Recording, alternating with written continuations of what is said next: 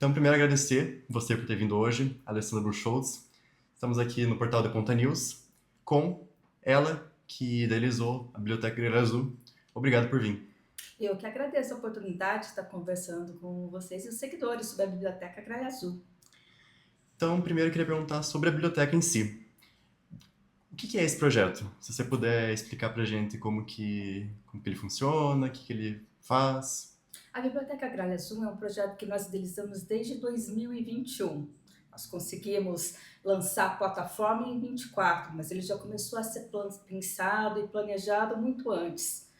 O que era o nosso objetivo? Na verdade, são vários, né? Um deles é dar voz aos autores paranaenses, né? A descobrir novos autores e sempre ligado à literatura infanto-juvenil.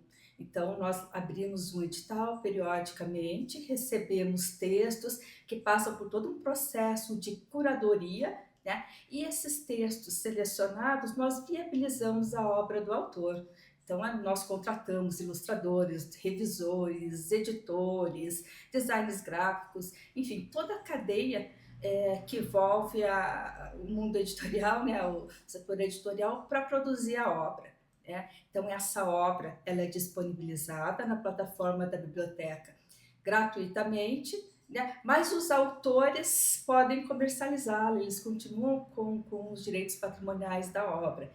Então, a gente está não só auxiliando os escritores, mas trabalhando também na perspectiva da economia criativa. E, paralelamente, a gente tem outro lado que é a formação de leitores, né, oferecendo obras de qualidade e de autores paranaenses.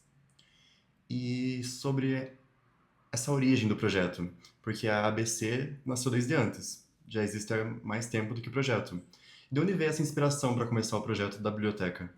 Bom, a ABC Projetos tem 19 anos de trajetória.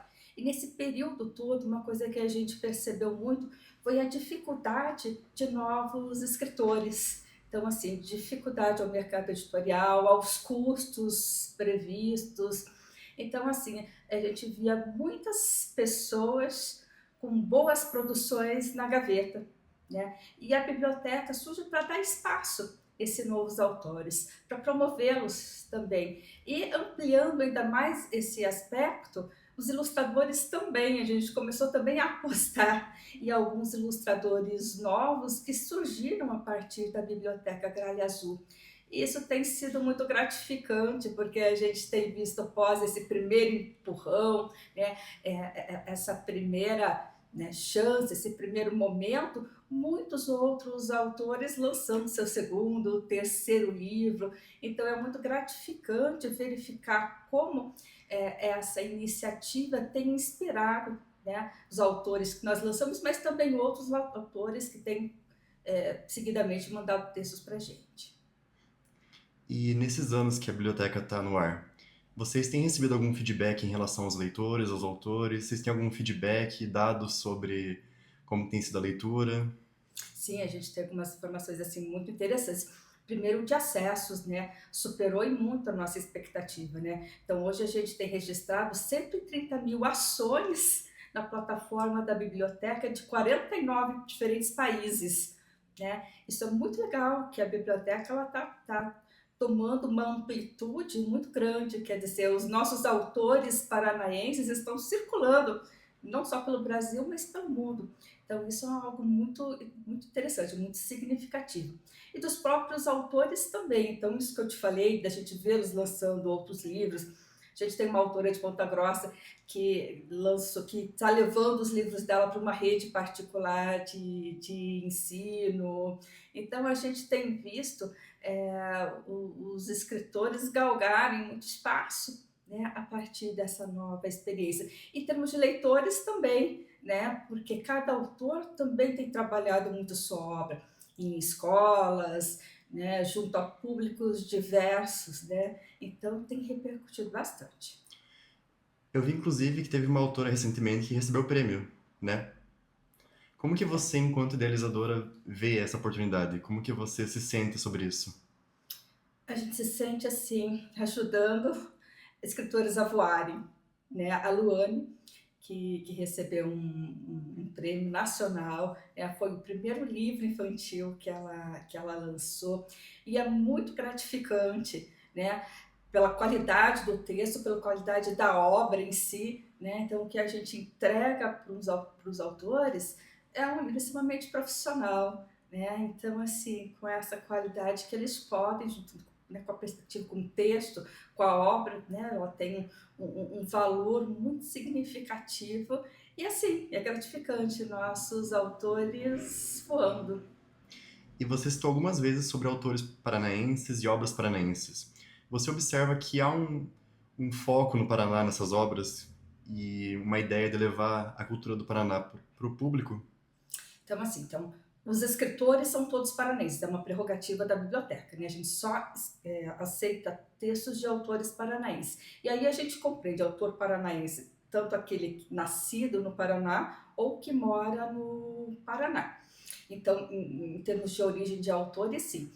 Quanto temáticas, é muito variado. A gente tem obras que falam muito sobre o Paraná, sobre a nossa fauna, a nossa flora, sobre a nossa cultura, nossos costumes, mas a gente tem muitas obras que passeiam por diversos temas. Então, o que caracteriza muito mais a biblioteca em termos dos temas abordados é a diversidade.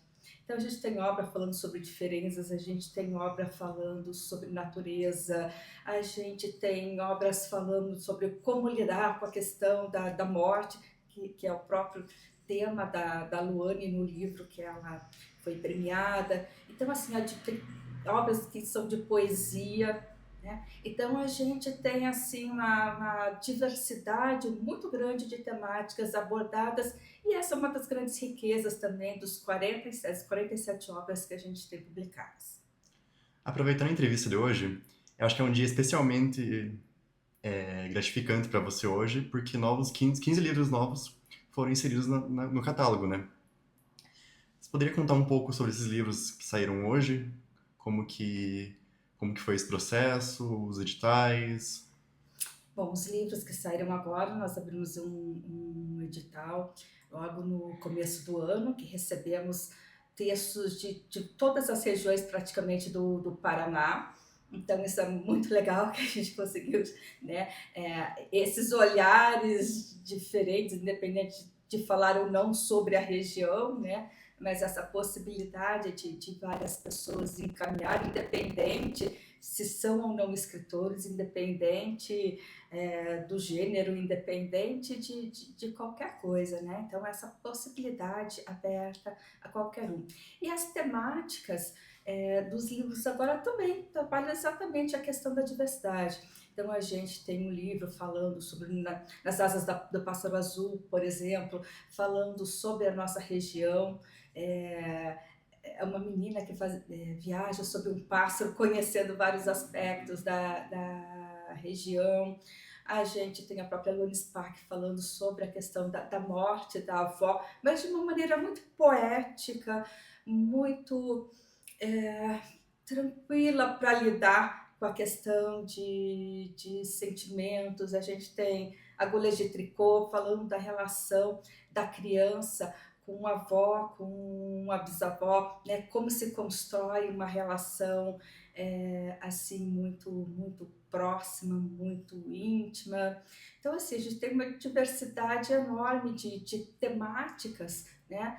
Que tanto a família, né, tanto os pais podem trazerem para os filhos uma leitura em casa, como professores em sala de aula também, porque a ideia é essa, que os livros eles sirvam tanto como recursos, né, na escola, como família, né, como a própria criança aprende a entrar na biblioteca e ler. E outra questão também é a acessibilidade. Todas as obras têm audiolivros com audiodescrição. Então, a proposta também é tornar a obra acessível a diversos públicos. E esses livros são disponibilizados online na biblioteca, certo? Isso mesmo. No site da biblioteca, www.bibliotecagralhaazul.com.br. Então, o leitor pode entrar, pode escolher o livro que ele quer ler, as 47 obras estão disponíveis, e ele também pode conhecer o autor. Então lá a gente tem a biografia de cada autor, de cada ilustrador também. Então é uma forma dele não só conhecer a obra, mas ver quem está por trás dela. E esses livros têm versão física também, ou pretensão para imprimir, ou apenas a versão e-book? Então, essa é a prerrogativa do escritor. Então, quando a gente fala em economia criativa, é justamente isso. Então, a gente entrega o arquivo pronto para o escritor imprimir. Então, os escritores, eles podem, na biblioteca, é disponibilizado gratuitamente, mas o autor tem a prerrogativa de imprimir e comercializar a sua obra. Então, depende de cada escritor. Então, como eu citei há pouco, então tem uma autora aqui de Ponta Grossa que disponibilizou que vendeu para uma escola pública, uma rede de escola particular, que vai trabalhar os livros. A gente tem escritores que vendem sob demanda, então a gente tem escritores que fizeram uma grande tiragem, né, e acaba vendendo em eventos. A gente tem livros nossos no PHI, né, que são autores que não quiseram vender, mas submeteram a análise, a curadoria, né, do PHI, que acabaram fazendo uma grande tiragem para distribuição gratuita, porque o objetivo deles não era a venda, mas chegar a leitores, né? Então, assim, essa prerrogativa, o autor, é exclusiva do autor, e a qualquer momento ele pode utilizar. Então, se ele quiser distribuir sem necessariamente ter a venda da ABC, é tranquilo. Não, a ABC ela não tem participação nenhuma na venda dos livros. Nenhuma. Não, a gente produz e entrega a obra pro autor. Ele é o único que pode imprimir e comercializar. Legal. Nós viabilizamos a obra. E em relação ao futuro do projeto, você já tem algumas ideias para o futuro? Você tem pretensões? Próximo edital? Muitas. A gente tem visto a biblioteca crescendo muito e ela hoje é um grande ecossistema. Então, ela deixou de ser apenas uma biblioteca com um acervo disponível e passou a se consolidar como um ecossistema onde a gente encontra diversos personagens envolvidos na cadeia produtiva do livro e no processo de fomento à leitura. Então, é um lugar de encontro entre escritores, entre ilustradores, entre leitores, entre mediadores de leitura, entre professores, entre família. Então, a plataforma passou a ser muito mais do que a disponibilização de acervos. A gente já tem algumas ações também no sentido de ações formativas disponibilizadas no site, mas a nossa ideia é ampliar muito mais ainda esse canal, tanto no sentido de ações formativas, de cursos, de oficinas, mesmo envolvendo todas as práticas literárias, mas também no sentido de trazer podcasts, de trazer outras formas de nos comunicarmos, né? de trazermos as vozes dos autores, dos ilustradores, dos leitores, muito mais presente ainda na biblioteca. E para algum autor ou ilustrador que queira participar de um futuro edital, o que ele precisa ter em mente para poder participar? Então, nos editais a gente geralmente traz, né, as características, né? Por exemplo, o edital 2 foi exclusiva para mulheres de cidades pequenas do Paraná. Então, às vezes o edital ele traz alguma característica específica. Mas independente disso, a gente continua recebendo o tempo inteiro os textos, né? Porque às vezes a gente acaba fazendo edições especiais e, enfim, os textos, a partir do momento que passam por uma curadoria, que eles já recebem esse ok em termos de qualidade editorial, de abordagem, de tudo, eles podem a qualquer momento virar uma obra independente de editais específicos também. E os ilustradores também, o tempo inteiro a gente recebe portfólios e é um trabalho bem intenso. Então a gente estuda a obra, mas o trabalho de ilustração também, a gente tem uma curadoria visual muito apurada no sentido de entender a obra, de entender a linguagem visual que pode complementá-la. Então a gente tem todo um trabalho nesse sentido, porque a gente entende que a ilustração, ela não é simplesmente um retrato daquilo que o autor está falando. A ilustração ela tem que complementar o sentido da obra, né? Então, ela é complementar à obra e não simplesmente uma reprodução de uma cena descrita para o autor. Então, ela tem.